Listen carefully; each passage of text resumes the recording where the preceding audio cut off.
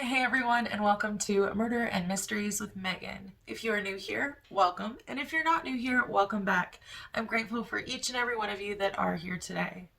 On my channel, we talk about true crime, conspiracies, urban legends, mysteries, hauntings, things of that nature. So if that's something that interests you, make sure to hit that subscribe button and that post notification bell so that you're notified each and every time that I upload a new video.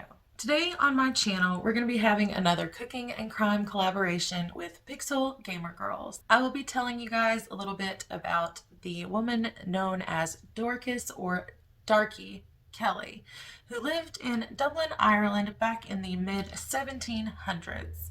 While Pixel Gamer Girls will be actually baking their Irish soda bread with a twist over on their channel. Of course, we'll be showing a little bit here, but the full recipe and directions will be on their channel. So make sure to hop on over there and give them a like, subscribe, and make sure to hit their post notification bell as well. And of course, as always, I'll make sure to link their channel in the description below. Hey, this is Pixel Tanya, and we will be making Irish soda bread with a twist. Okay, once you get the flour incorporated, I had to pour a little bit more buttermilk into the mixture because it just was not absorbing the flour good enough.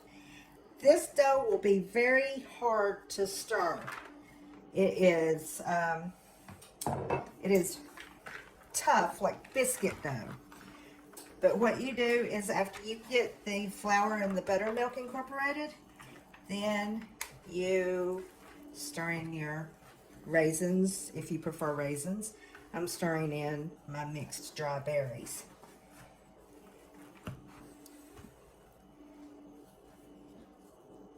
Once I get those mixed in really well, then it will be time to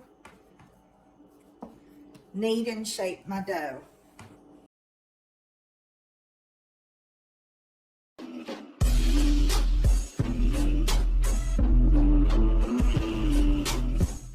I will be telling you guys a little bit about the woman known as Dorcas or Darkey Kelly, who lived in Dublin, Ireland back in the mid 1700s. Now, Dorcas Kelly is a proprietor of a brothel called the Maiden Tower in Dublin, right on Copper Alley. Now, this brothel, years down the road, actually today, it is named Darkey Kelly's and is actually a pub. And inside of the pub, a sign is hung. On this sign, it actually tells the legend of Darkey Kelly. For many years, there was a tale told of who this woman truly was.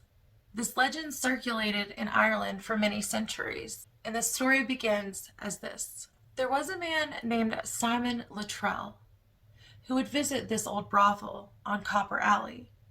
Now, Simon Luttrell was the sheriff at the time, and he was also a member of the Hellfire Club. Now, the Hellfire Club didn't have the best reputation, let's put it that way. And they were known to be Satan worshippers and to be very violent. In fact, in order to become a member and join, you would have to be in a duel with someone and kill them before being accepted. So, of course, this just gives you a little bit of insight into the type of man that Simon Luttrell was.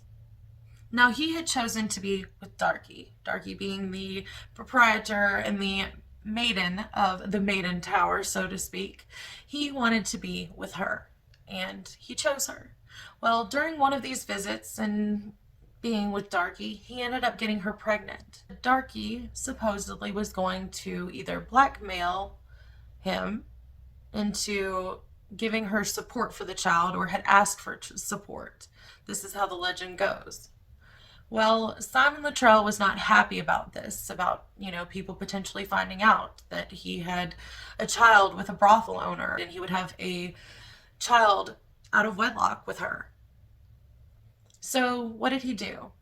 He got angry and decided that he was going to accuse her of witchcraft. I mean, what better way to get rid of a woman back in the 1700s than accuse her of witchcraft, right? So that's what he does. He accuses her of witchcraft. But not only of witchcraft, he accuses her of killing her child in a satanic ritual Darkey ended up going to trial. This trial was a mockery, basically, of the judicial system, considering the fact that Simon Luttrell paid off many different witnesses to come in and say, oh, yes, Darkey's a witch. I've seen her do witchcraft. She's a witch. So, of course, even without evidence of this ritual, without evidence of a body or a child that had supposedly been slain during this, didn't matter. She was found guilty. And in 1746, she was burned at the stake for all to see. Now, this is the legend of Darkey Kelly that has been told for many years, all throughout Ireland. It wasn't until 2011 that on a radio show, it was revealed Darkey Kelly may have not been who everyone thought she was for all these years. In fact, was she a serial killer? Let's dive in and see. Recent research into the case of Dorcas Kelly actually revealed the true story of what happened to her. She didn't die in 1746 after being accused of being a witch. The truth is actually quite different. In fact, the only real correlation to the original story at all is the fact that her name was Dorcas Kelly and that she was the brothel owner of the Maiden Tower back in the mid-1700s in Dublin, Ireland.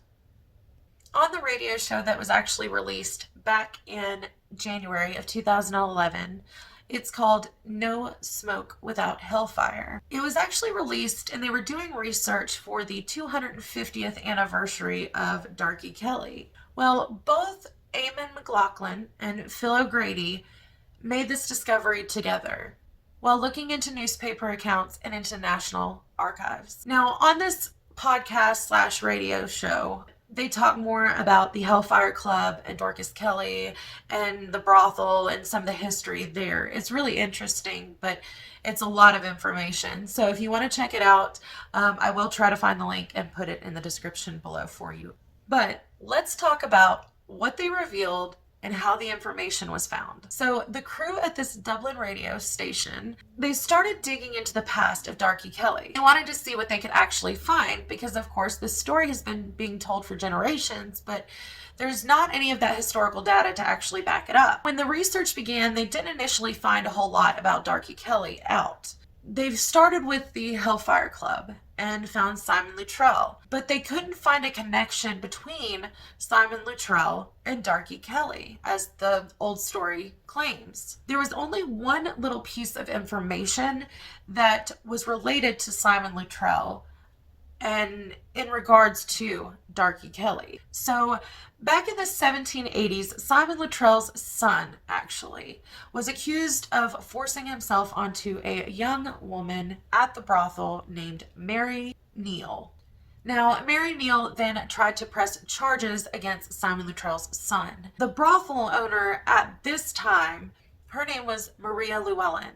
She actually was being prosecuted in court as being responsible for this happening to Mary Neal, because back then it was easier to accuse a brothel owner than the previous sheriff's son, right? And a member of the Hellfire Club.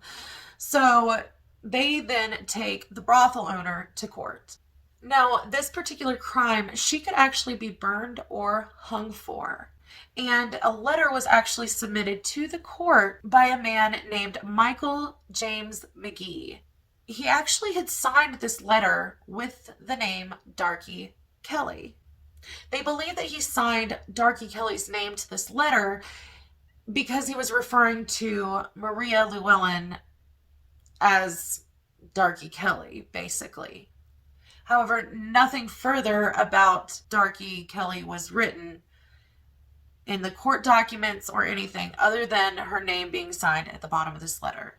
Some people believe that these are the actual events that caused the story of Darkey Kelly to kind of come about. The fact that it was Simon Luttrell's son. He had an affair with a woman at the brothel.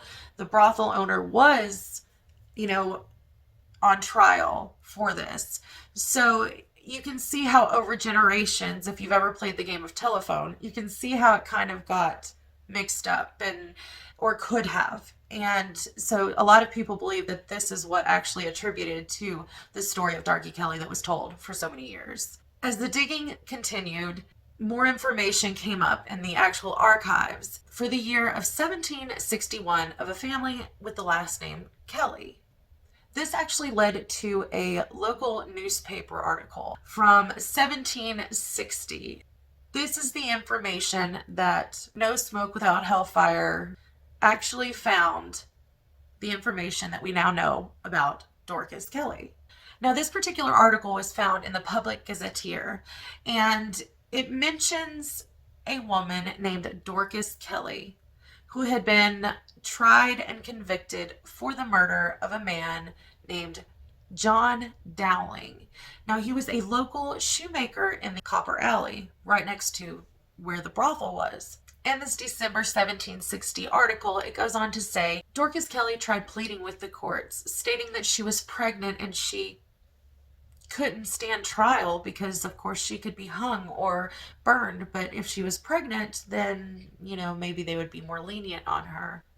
Upon further examination, medical experts from that time determined that Dorcas was not pregnant and she was fit to stand trial. The article then goes on to mention that she was actually burned mostly alive on January 7th of 1761. Now, the reason that they say mostly alive in this article is because typically women were partially hung or bludgeoned or something to that effect before they were put on the stake and burned. So Dorcas Kelly was ultimately burned at the stake January 7th of 1761 near Stephen's Green for all to see. Once Dorcas Kelly was put to death, her remains were taken to Newgate.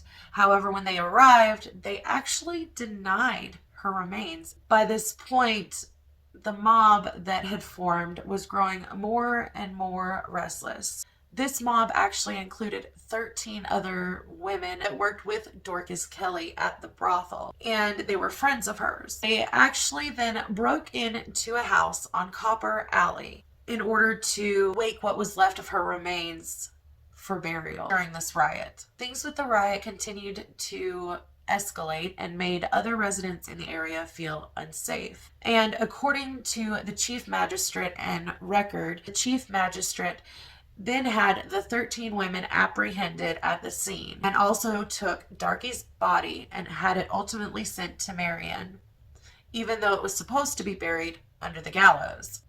There were also court records stated the following message. The last brothel keeper executed here was Dorcas Kelly, in the vaults of whose house in Copper Alley 5 bodies of murdered gentlemen were found, and among the rest, one supposed to be that of Sergeant Tuckey's son, of whom no account has ever been had. So essentially, the story of Darkey or Dorcas Kelly has been told of a woman who was a brothel owner and practiced witchcraft and murdered her own child. This is now seemingly debunked after all of this new research has been revealed. It seems that maybe in fact, Darkey Kelly was actually a serial killer. Hello everyone, what did you think of today's video? Have you ever heard of Darkey Kelly before? What are your thoughts on her? I almost wonder if the men that were found in the brothel vaults that were potential victims of Darkey, I wonder if they potentially became victims due to maybe malicious acts against other women or ladies within the brothel. These type of establishments, they're known to have some seedy characters, so to speak, that would often frequent the establishment. Members of gangs, known criminals, things like that. Of course, I'm sure there were more reputable people that also visited. However, I almost wonder if something malicious or violent happened towards one of her girls. If by chance Darkey or one of the girls had retaliated, could this have been to protect them? Could this be the reason why there were 5 different men in the brothel's vaults, according to record? It's too bad we don't have any more information on this particular case or, this story about Dorcas Kelly. That we don't have more information on the victims, more of a motive and things like that may be a little bit more available at times today. However, with this case being told for over 250 years inaccurately, the fact that we didn't find out the truth until more recently. I honestly wonder if we'll ever find out the full truth of the case of Darkey Kelly. Anyways, I was just thinking about that as I was researching for today's case and thought I'd share it with you guys. What do you think? I would love to hear your thoughts in the comments below. And let me know what other case or cases that you guys would like to see. Don't forget to give this video a thumbs up, hit that subscribe button, and post notification bell so that you don't miss the next time that I upload a new video. I hope you have a wonderful day, and until next time, my mystery lovers, bye.